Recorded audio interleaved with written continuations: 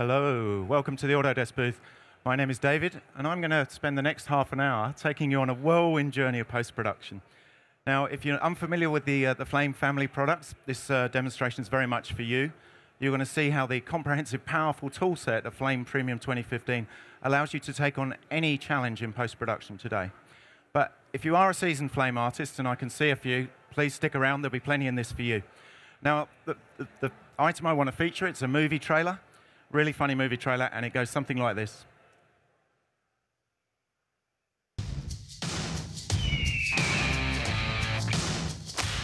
Oh, hey, look, it's the ice. Why is it so big? So it doesn't melt. It's actually really interesting how they do it. It's this one company out in Boston that... Ah! Ah! That went south so fast! Ah! The American West is a terrible place in time. Everything out here that's not you wants to kill you. Angry drunk people, hungry animals, outlaws. Oh, the doctor. I couldn't save her. She had a splinter. Doc, what the hell were you supposed to do? I would like to welcome a new member to our community. Welcome to our awesome town. What's with this fair? Every year, people die. Really? Everybody hold still. People die at the fair. People die at the fair. Somebody in this town is going to die. Please don't shoot us on sex night. You beat this guy at a gunfight, you're gonna be a real hero. He's the most vicious gunfighter in the territory. I'm gonna teach you how to shoot.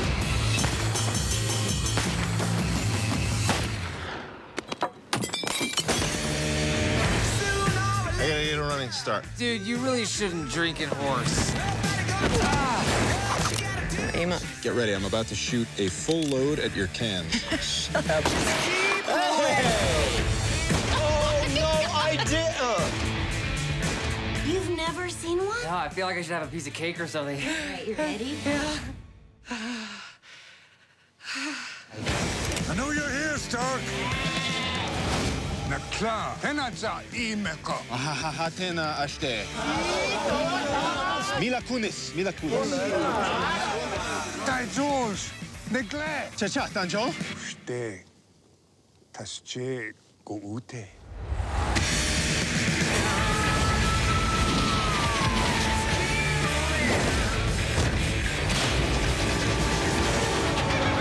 Wow, you look amazing. I really love that the most alluring fashion today is to simulate a fat ass. If I was a black guy, this is the meanest trick you could play on me. A million ways to die in the West. Maybe the frontier's not so bad after all. Hey, it's a sweet young couple. Can I interest you folks in a miracle cure? Holy shit.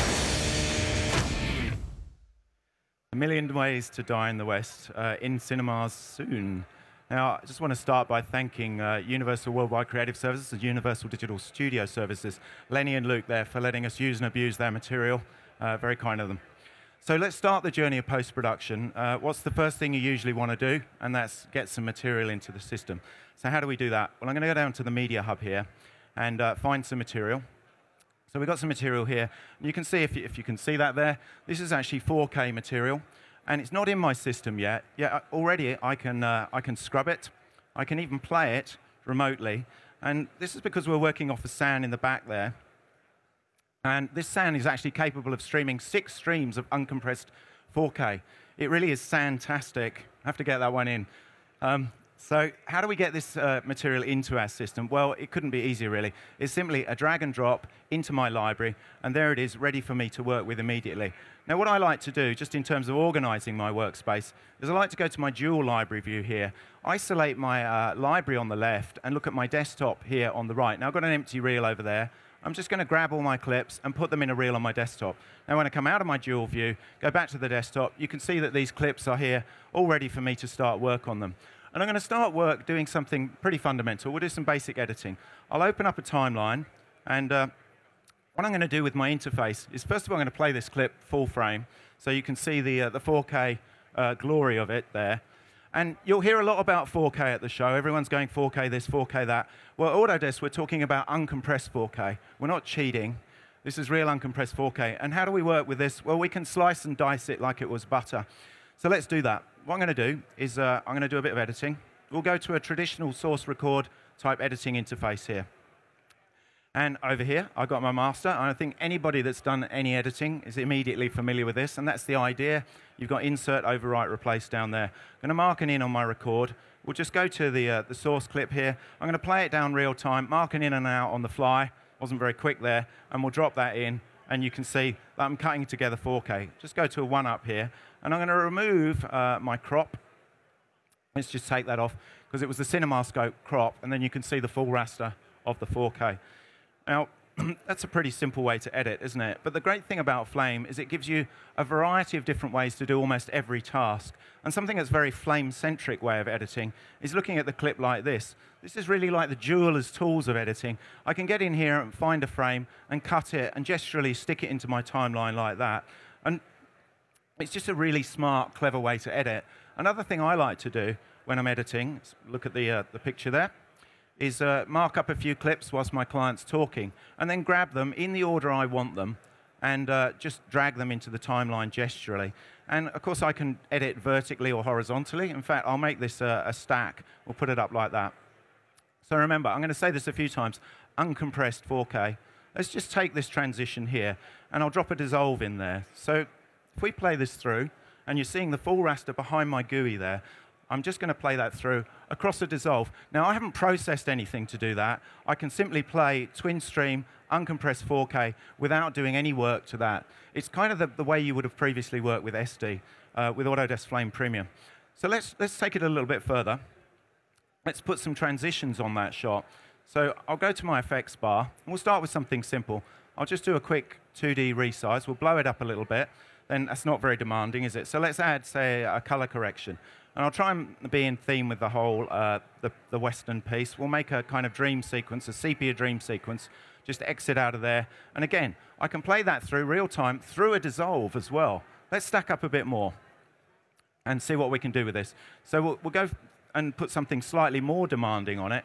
A new feature, actually, to 2015 is we've now got matchbox shaders right in the timeline. Let's, again, keep it in the mood of the season and play that through there, right across the dissolve as well, dealing with uncompressed 4K.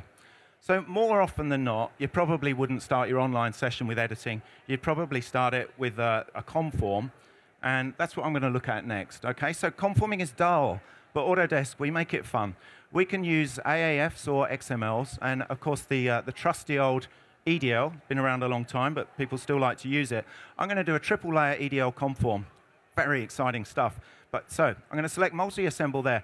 But as well as doing the conform, I'm also going to pull down the resolution of my 4K and bring it down to my output and target resolution, which is 2K for DCI.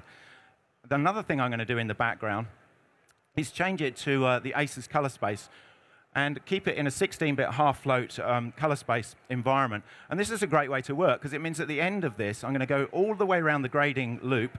I can output to whatever format I want, whether it's for DCI, whether it's for Rec 709 for video, or even for the web, all from the one master. So let's see how we can do the conform. I'm going to look at my desktop view here. I've got a bunch of clips in here. I've got a list and an empty timeline, so I need to marry these things up. So I'm going to set that as my search location. Just make sure I got the right one. We'll set that as the search location, and then narrow down the search criteria. So I'm starting with just source code. I've got a bunch of links here, which is always good.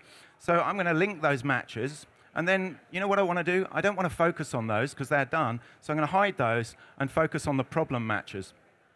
Again, going through the search criteria, changing them. I've got a whole bunch more links. I'm going to hide those and link them.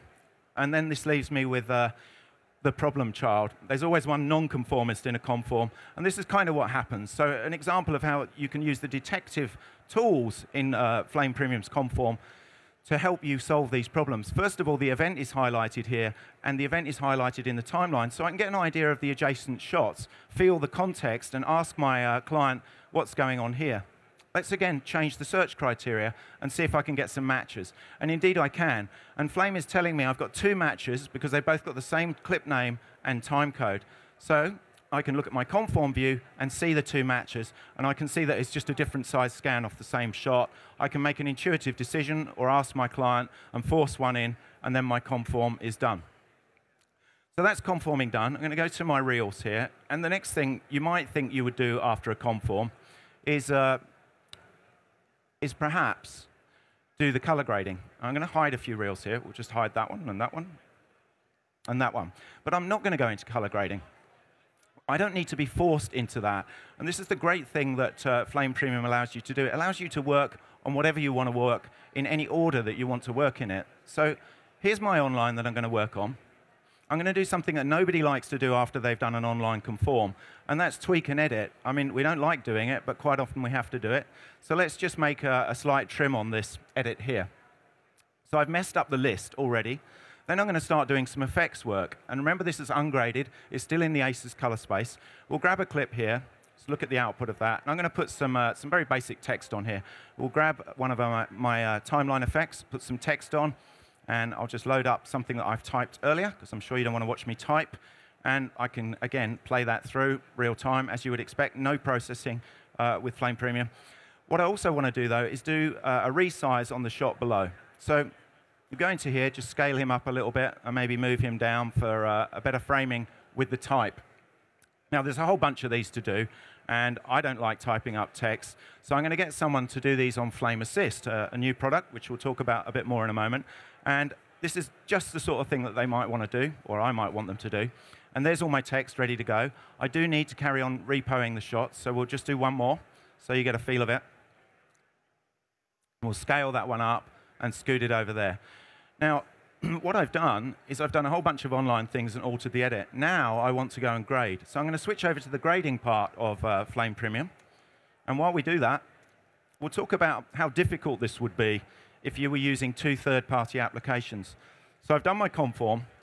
I've altered the edit. I've done some visual effects in the timeline. And then I want to go and grade. Now, what that means if you're using two disparate third-party products is you've got to form a new list. You've got to take all those visual effects off. You've then got to output all your clips, go into your color grading application, and do the opposite. You've got to reconform, do your grade, and then at the end of that, you've got to output it again, put all those visual effects on, do a reconform. It's a lot of work, and you could end up duplicating data or shuffling data around. Very clumsy workflow. In Flame Premium, we have the best interop story between online editorial visual effects and color grading. So here I am in the color grading side of the application. And what do I have to do to bring that in? Well, I simply select source grading here, grab my clip, which I've got down here. And if we take a look at the timeline, you'll see, if I zoom in on that section that I was working in, and I'll just zoom in so you can see what's going on, that all the visual effects have been taken off. I know they were pretty basic visual effects, but hey, it's a quick demo. Any of the timeline visual effects and any level of complexity using timeline visual effects could be applied here.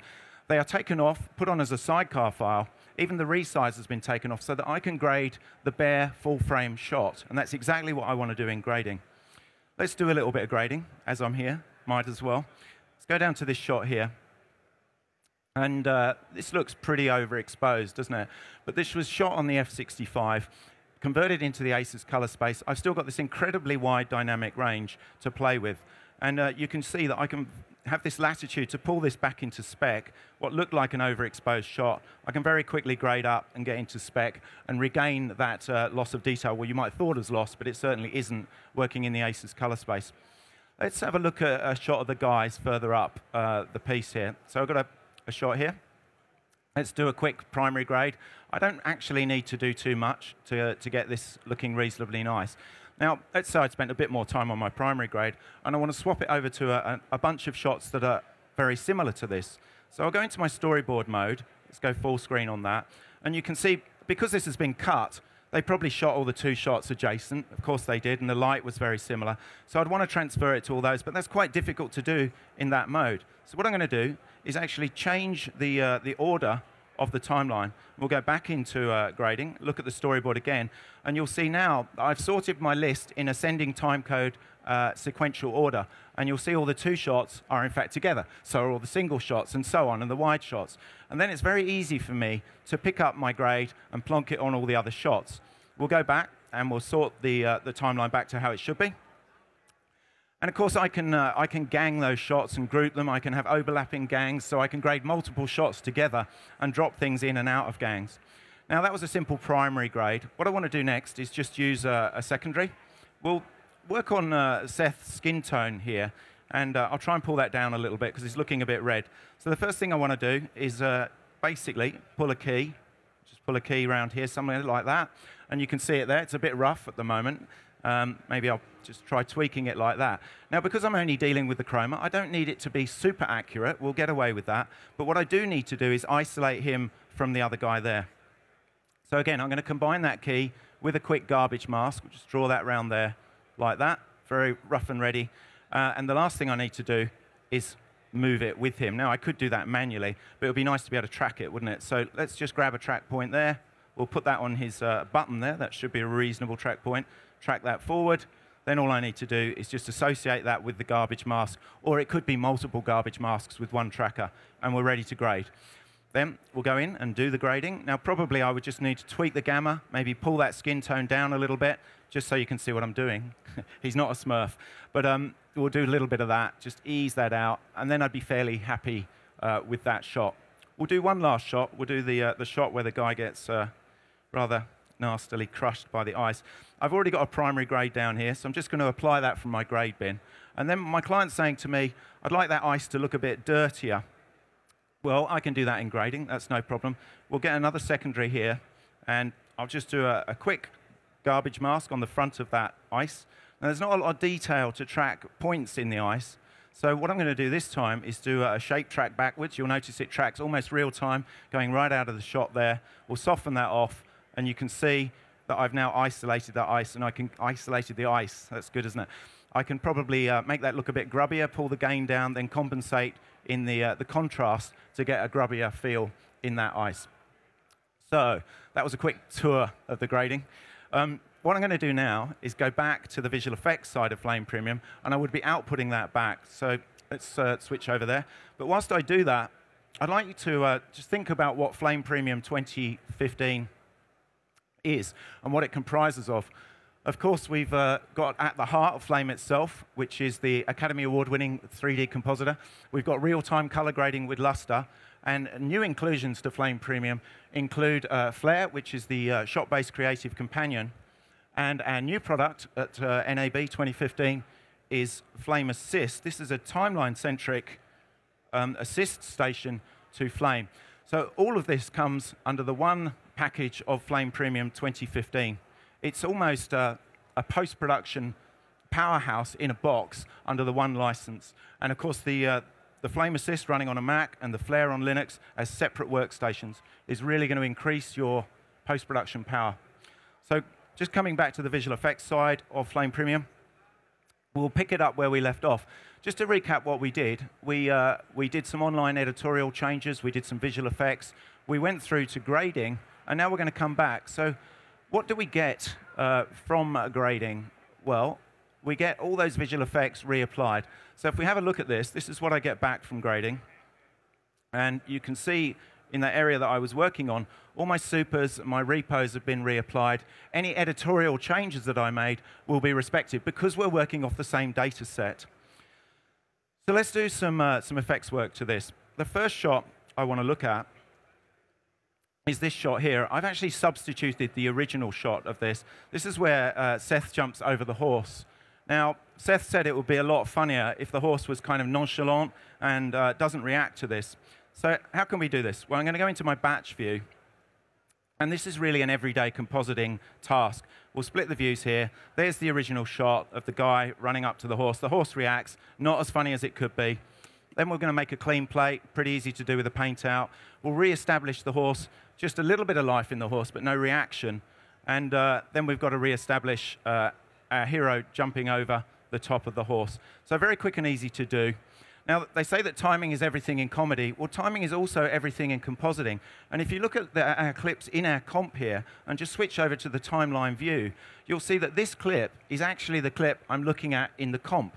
So if I go back and make this a little bit obvious, more obvious, I've got this shot here, which I've isolated, which is the roto of the guy getting back on the horse. If I go to my timeline view, you'll see the same shot. And I have full editorial control over this shot. And you might be thinking, well, what good is that if you can't see it in context of the final comp?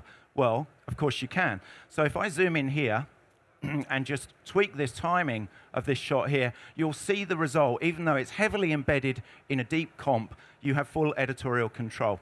So it's a seamless blend and integration of editorial and visual effects. Let's go back to the compositing side, the procedural side of the comp. At any stage, I can turn a flow graph into a clip at the touch of a button. And whether I render it or not, I can always edit this without even leaving the compositing environment. So going back to my timeline view, I'll select my, my master timeline.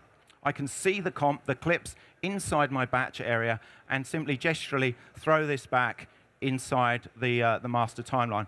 Let's just review the result of that. And you can see that the horse won't react this time, and it is indeed much, much funnier, isn't it? I can hear some chuckles. No, I can't really. OK, but that was the original underneath. OK, the next thing I want to look at is working without coming out the timeline. I've got a shot here, which is my background shot for my, my logo, my pack shot, if you like. Let's grab a batch effect here, and we're going to work without coming out the timeline. I've got a little setup here just to save some time, but I'm not cheating too much because I'm going to create stuff in front of you, and we're going to get the end logo. So here we go. So inside our 3D compositing environment, I'm first of all going to show you something new to 2015. It's a small thing, but an important thing. We are going to import some vector graphics in the form of SVG. Now, if you're not familiar with SVG, it stands for Scalable Vector Graphics. And you can see here, I've got a bunch of vectors. The text is also made out of vectors, and it comes in as a group.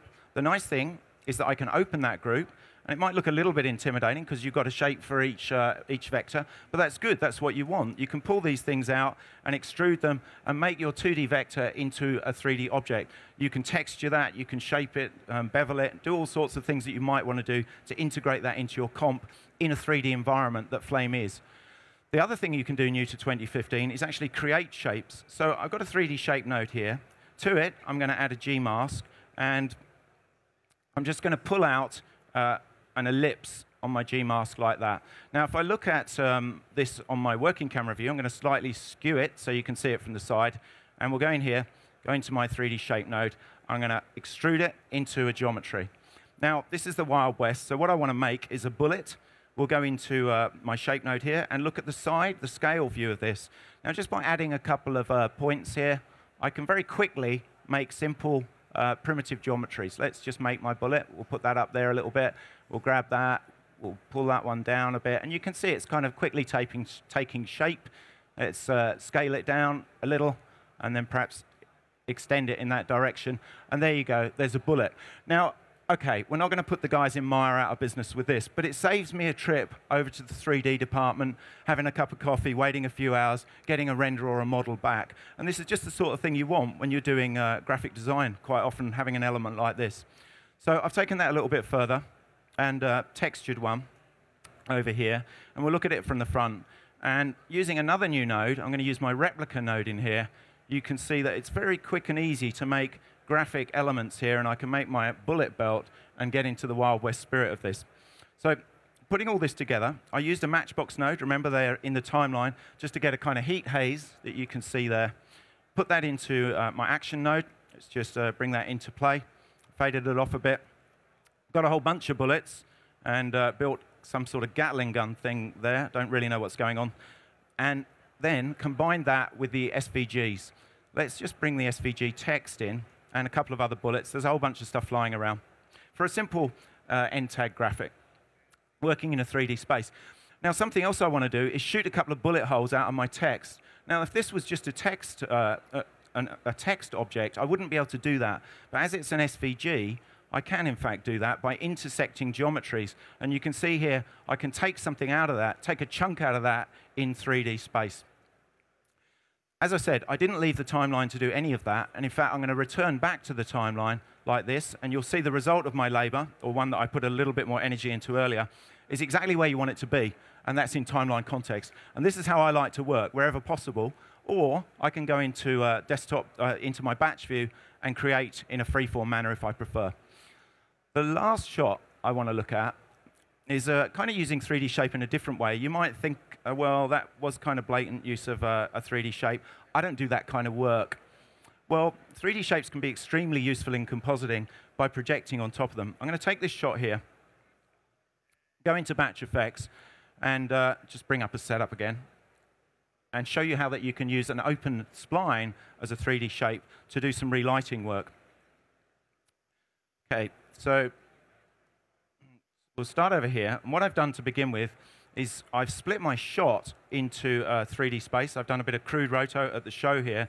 And you can see if I swivel this around, I've gratuitously put a light in here as well. And I want to simulate some lighting falling on Seth as a kind of light wrap on his side. So how do I do that?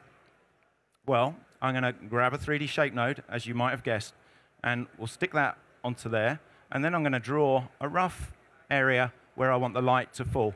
Now, I don't need to be too accurate with this, which is probably a good thing, because, well, you'll see in a minute, I'm actually going to project his image on top of it. So what I want to do is track a few of these points. We'll track all of these points as individual vertices. And there we go. Just go to the beginning of that. Now, tracking anything on a boundary is going to be dicey. So I'm going to move all these points into nice tracking points. We'll grab one on his nostril there. And this one has to come way in because she's going to cover his arm up. And we'll quickly analyze those down. Pretty much real time for the analysis. And you'll see when we come back out here, I've tracked the boundary. It even tracks behind where her head goes in front of it. However, if you want to tweak some of these, the good news is that the track data is in a separate channel. So I can get in here and tweak these, knowing that I'm not going to mess up the track, which is really important in this kind of work. So how is that a geometry, and how do I project on it? Well, I can extrude it, and I'll just sort it in Z space, and then project on top of that. Let's go into my shape node, so you can see what's going on. This could be a three-dimensional shape, but I actually want it to be a flat solid. And on top of that, I'm also going to adhere to the softness that I produced and project the same media background on it, which in this case is Seth. We'll just put him on top of it. So for all intents and purposes, it looks as though I've done absolutely nothing at the moment. But if I go into my light and really ramp up the intensity, you can see I now have the ability to shade him and get in here and do some fine detailed work. Now, I also split it into 3D space so that I can output a Z depth map, which gives me the ability to choose my focal point going into my beautifully named depthogram. I can then choose to put the background in focus and him out, or more likely you'd want him in. I could also dynamically change this focus as well. Then just using another SVG to complete this, we've got some shapes and text coming in as scalable vector graphics. We're going to put all that together and then return out to the timeline. So if we come out here, you'll see the result of that. And obviously this one I did with lots more love and care, and it's a little bit more subtle, and I'll just play it through. So there you go. We took it from there to there using geometries to relight it. Now, that just about wraps up my presentation, but I think you can see how powerful Flame Premium is with that lineup of tools. We've done online editorial, we've done color grading in real time, we've done a bit of motion graphics and visual effects all in the one box. Now, I've really only scratched the surface of Flame Premium's toolset. I barely tweaked its chin. Now, if you want to see more detailed visual effects presentations, stick around. There's also going to be a whole bunch of workflow presentations and animation presentations. Thanks very much, everybody.